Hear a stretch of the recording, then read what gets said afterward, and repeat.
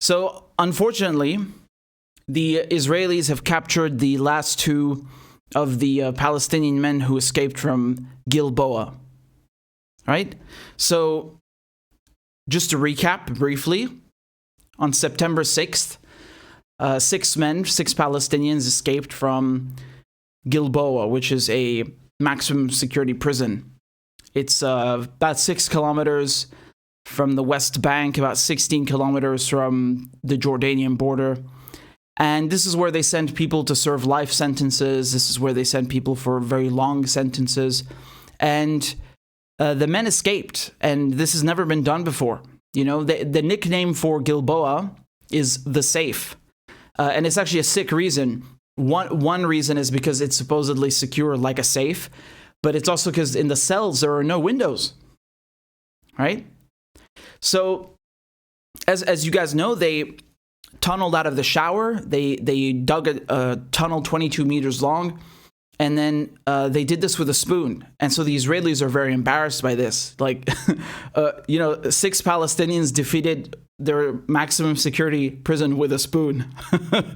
So they've come up with all these reasons. Oh, the guard was asleep. Oh, maybe someone was helping them, and that's like all been disproven. There was literally no one helping them. And then they're saying, well, the blueprints were online, as if the prisoners have computers, right? And they're all architects. They're coming up with all these reasons, to kind of cover up their incompetence, and they just can't admit defeat. And the men tunneled out, and they were captured in pairs, okay? So just so we can go through this briefly, I'm going to pull up their pictures for you and tell you what happened again, right? So this is on September 10th. They captured 4 of them. That's the wrong window. There we go. So you can see here the 6 prisoners who escaped, right? Mahmoud Arida, Muhammad Arida, Ayam Kamamji, Yaqub Qadri, Zakaria Zubaydi, Munadil, Nufayat. So what happened, there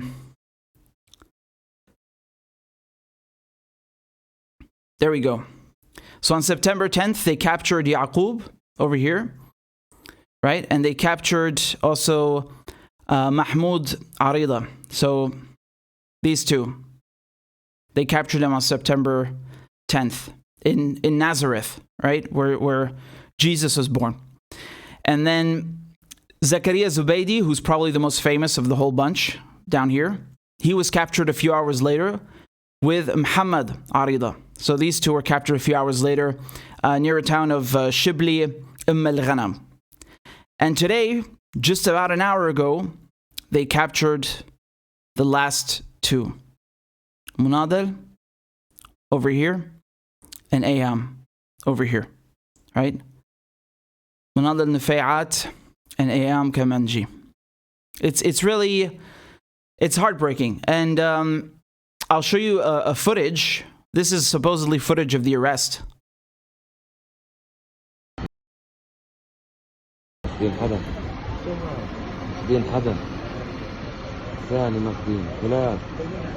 قالوا ولاد ابو هياب عم ترب وطلع الكون كيف بنحكي انه مقترهم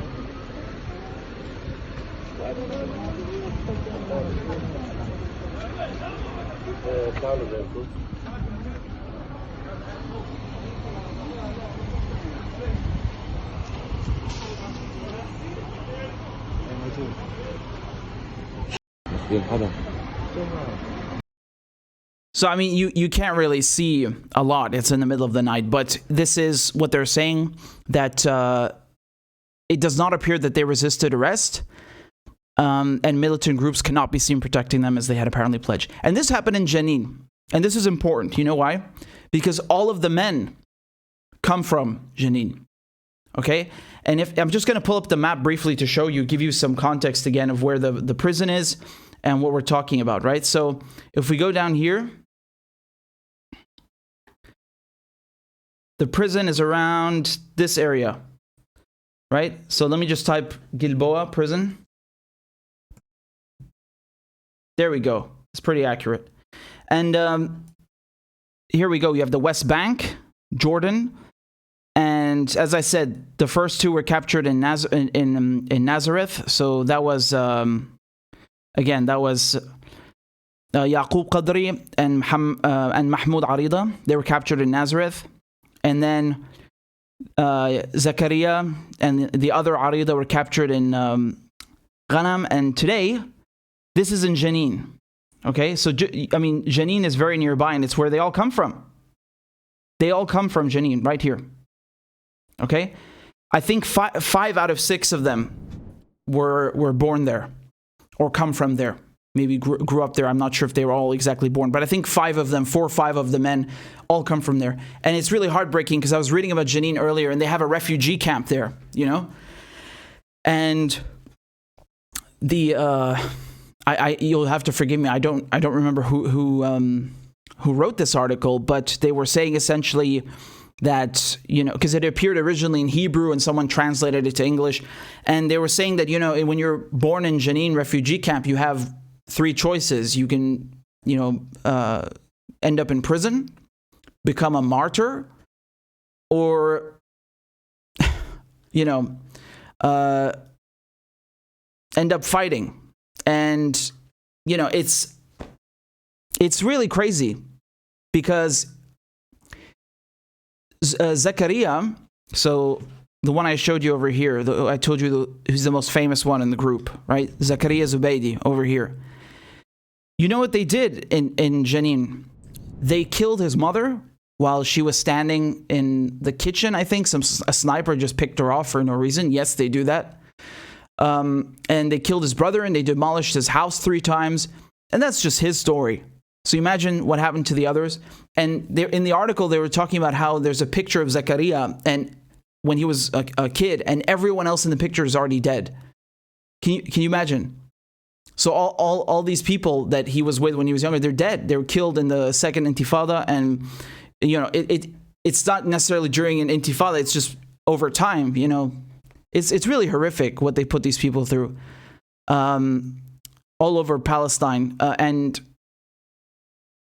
here, of course, the Israelis, they posted, you know, a picture. They're basically showing off that they arrested the last 2 men. They did this with everyone, right? Over here, they had posted these pictures of Zakaria and Muhammad Arida on their knees with blindfolds, and then there was another picture of the first 2, you know. And I was thinking, well, obviously one of the reasons they do that is because they want to show off, they want to flex, they want to posture. But another reason is because they're not going to show you pictures afterwards, because they're beating these prisoners, right? They're beating these men very severely. So when they escaped, they went and arrested their family members, which was the first form of punishment, the first collective punishment. They arrested at least 7 family members of the 6 men. And when they got Zakaria, this is what happened, okay? So this is in the AP. Lawyers say Palestinian prisoners were beaten after capture, okay? And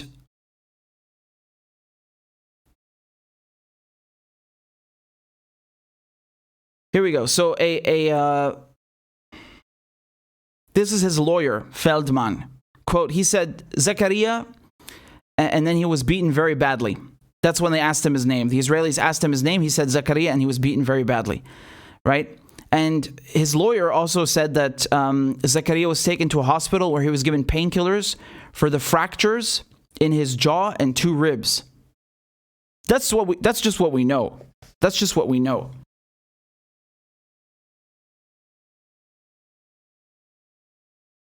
Never mind what else they've done to him by then, right? And then the other guy who was captured with him, right, over here on the right, Muhammad Arida, he was beaten during his arrest before being taken to a nearby police station where he was stripped naked and subjected to hours of interrogation. And he said, his lawyer said that Muhammad had a visible head wound and has been continuously interrogated since then with little sleep. And so what's been happening since they captured these men, they've been taking them to another jail, right? And then the Shin Bet is interrogating them all day long, which is basically the equivalent of, I don't know, the FBI. It's their internal security, right? And it reminds me of last year with the Shin Bet, what they did when they killed Iyad Hala, right? He was 32 years old, autistic. They executed him, and the next thing they did, they raided his parents' house, the Shin Bet, like as if they're gonna find something incriminating. Like, this is how low they stoop, And same thing here. They went and arrested the family members of these men who have done nothing wrong.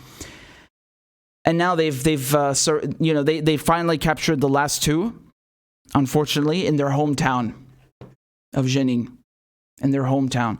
And I read something, I don't know if it's true, but apparently one of the men called his father to say that they were surrendering because they were surrounded by vehicles, so they had to kind of surrender. And that's why I think in this post they're saying that they didn't resist, right?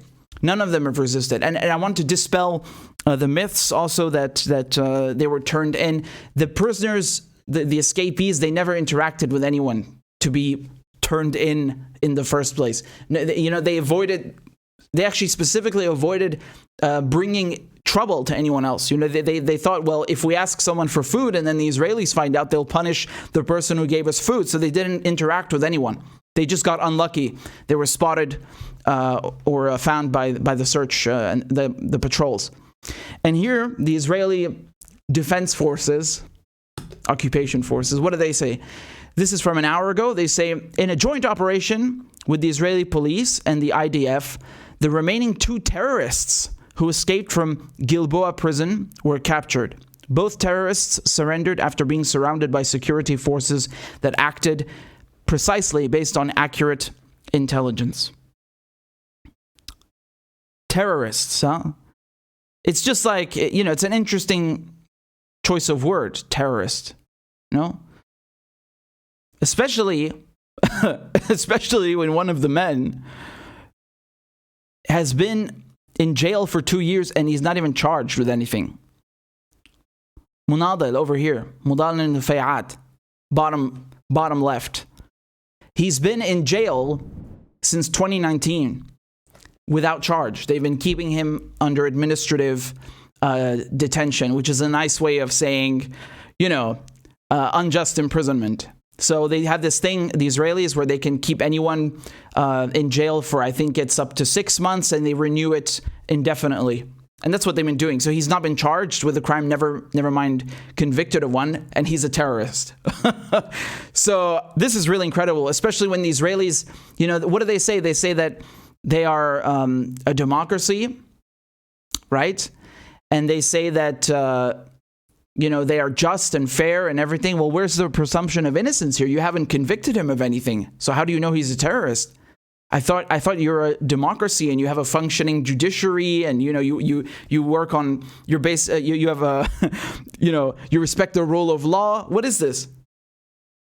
Wow.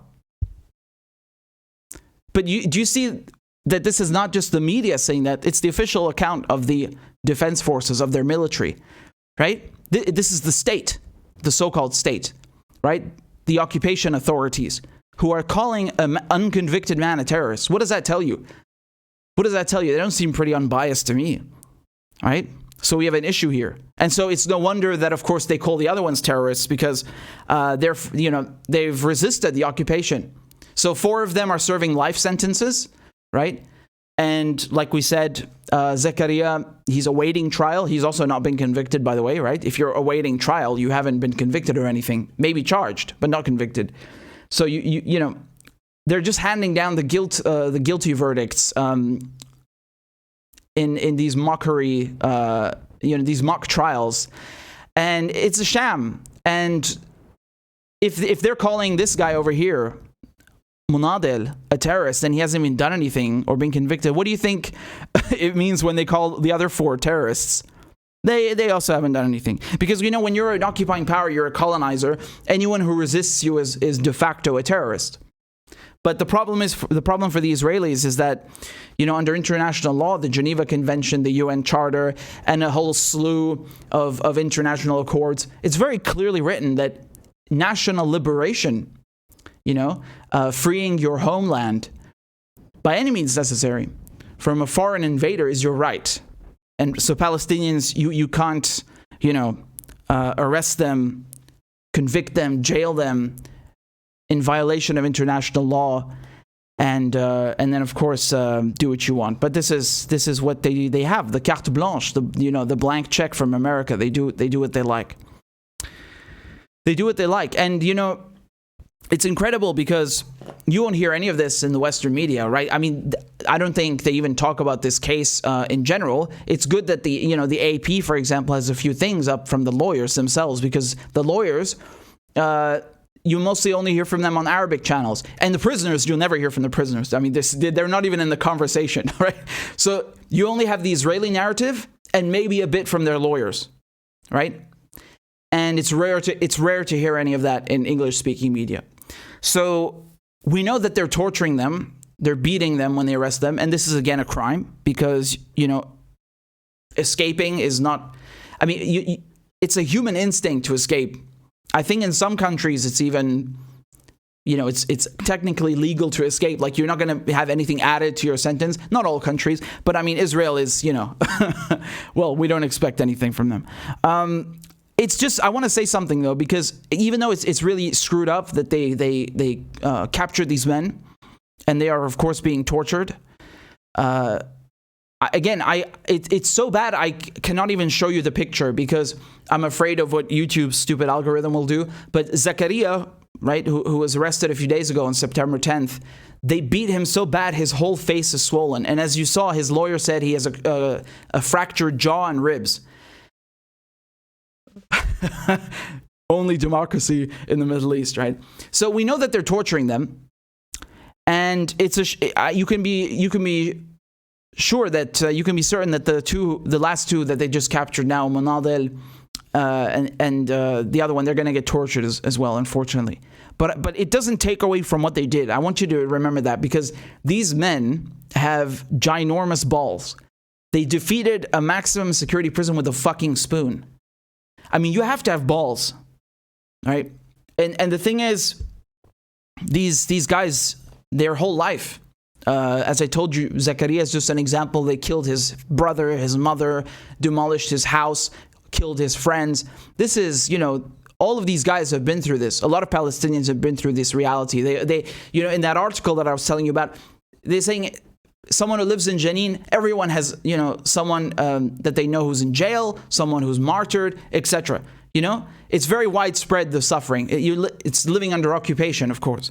And as you just saw now, the Israelis, what do? They just charged into Jenin, right? They just go wherever they like.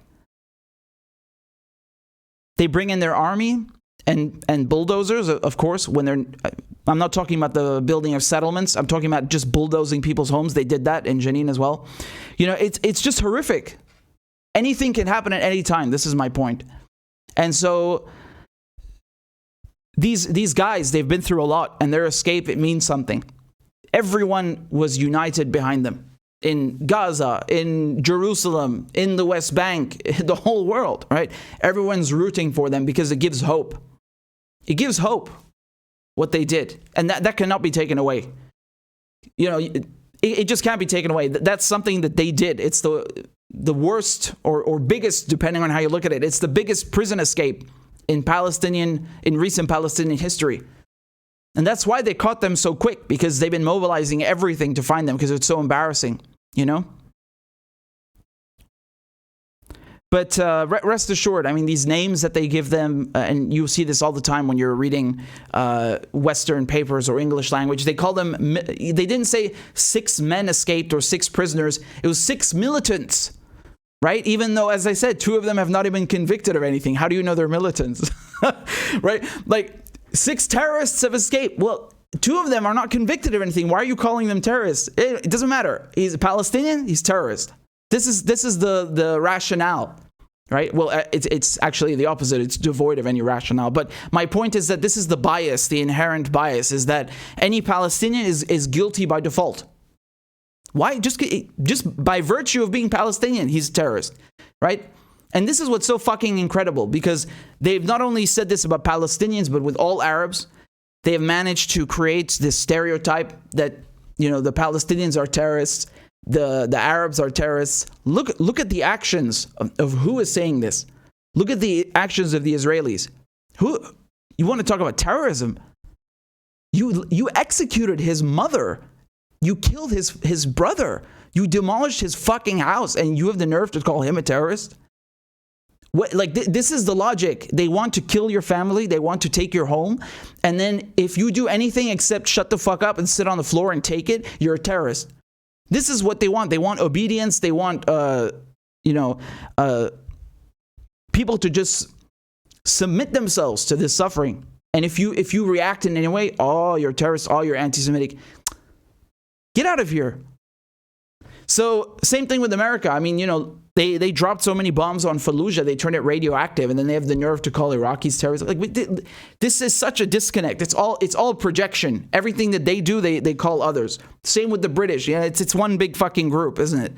So my point is, just be careful when with the labels that they use. It's entirely biased. It's highly politicized, and it's very important for them to maintain this narrative. You know why? Because if they don't call the Palestinians terrorists, people will ask questions. Well, what are they then? They're freedom fighters? What does that mean? What are they fighting for? And then people would catch on. Then they would realize, oh, this is an occupation. This is a settler colonial project, right? Palestinians having their homes stolen, their land stolen. They're beaten up, tossed around, killed, shot, put in jail. You know, people would wake up. So they have to maintain this. No. They're terrorists, and we are the good guys, and we're doing counterterrorism and all this bullshit, right? But again, this doesn't take away from the escape. I think that they accomplished an extraordinary feat. Everyone is rooting for them, not just in Palestine. You have to understand something, because maybe this is clear for me, but I need to convey this message to you. When people heard about this escape, everyone is celebrating in the Arab world, not just in Palestine.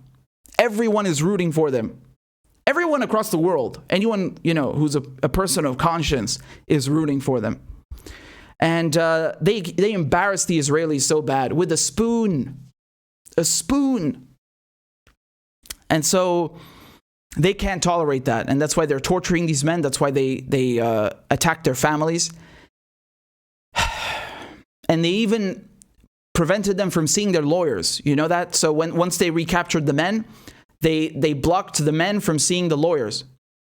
The own lawyers could not see their clients. Can you imagine? For a week or 5 days, was it? And then, of course, once they saw them, like, oh, you look fucked up because they tortured you. Yeah. So that's why you won't see any pictures afterwards. You'll only see pictures once they arrest them. But anyway, this is a victory for the resistance. The Palestinian struggle, the Palestinian case is a case of resistance. It's a case of anti-imperialism. It's a case of anti-colonialism. It's a movement of liberation, of national liberation. And the escape was a major victory, because it's not about whether they got recaptured or not. It's about the fact that they were able to escape from such a fortress, right? The safe, as they call it. And they proved the Israelis are full of shit. Because the Israelis, they always want to pretend they are the best, they are the most intelligent, you know, they are the best in security and IT and everything, right? They have the best Air Force, all of this. Well, this blew a giant hole in that story. And speaking of which, I know this is going off a bit of a tangent, but I just saw a story in the New York Times about last year when the Israelis, the Mossad, killed the nuclear scientist in Iran, Mohsen Fakhrizadeh. You remember that? They assassinated him in November, I think, November 27th. Now the New York Times has made the story even more sci-fi. They're saying the Mossad was not even there. The Mossad was 1,000 miles away, and they didn't even use a drone. They had like some kind of robot fucking remote gun, and the robot did it, and it's a spy thriller, and I think they're trying to distract, because just a few days ago, a bunch of Palestinians got out of your maximum security prison with a fucking spoon. So to compensate for that, they have to come out with this spy thriller bullshit about nuclear scientists that they massacred. And of course, the New York Times does not even ask the question, well, hold on, isn't it weird that this intelligence service is killing what are civilians? What is it doing in Iran? No, there's no question of legality or, ethics, morals. No, it's just, of course they can kill them. Why not? Everyone should be able to do that. Like, they're just so okay with it. They don't mind it. And not just that, but they're doing PR for it. They're saying not only do they not give a shit about the legality of it, they're saying, oh, look how cool it is, and making up some giant spy thriller bullshit to compensate. So I think that's what it was for. Very interesting timing. But anyway, I will just end on this note. Don't lose hope. Because what happened when the men were captured? Do you remember what happened a few days ago when the first men were captured? Hamas said there will be no more prison exchanges with Israel without these 6 men. That's a genius move. Because now, those men are going to be free one way or another. The Israelis, there will come a point in time. Maybe not now, maybe in 20 years. Who knows? There will come a point in time when the Israelis will want to do a prisoner exchange. Okay? And Hamas will not do it unless these 6 men are included. So they were going to be free one way or another. That's guaranteed. And never forget that they are freedom fighters. They are resistance fighters. They are not terrorists. The ones who are terrorists are the ones who come and colonize and kill families and erase villages and raze homes and lock people up without charge and trial. These are the terrorists. The Palestinians are fighting for their lives, for their land. Half of them are already expelled because of the Nakba, right? The rest are internally displaced, are living under occupation, and they still want to kill them too. They want to get rid of them too.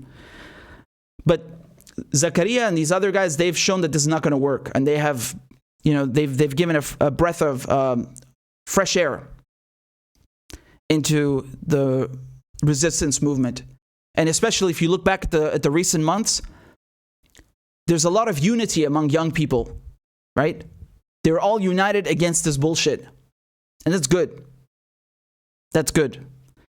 So one way or another, these guys are going to be free, and don't fall for the stereotypical racist propaganda that, anyone who resists occupation, which is your basic right is to defend yourself from foreign armies on your own land, that makes you a terrorist somehow. No, it doesn't.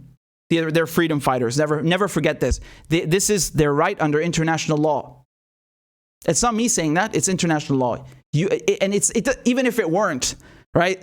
Even if it weren't, who on earth could argue that you don't have the right to defend yourself on your own land? Who could argue that? The Israelis, apparently. So don't fall for their propaganda. This was a huge victory, and they can never take that away.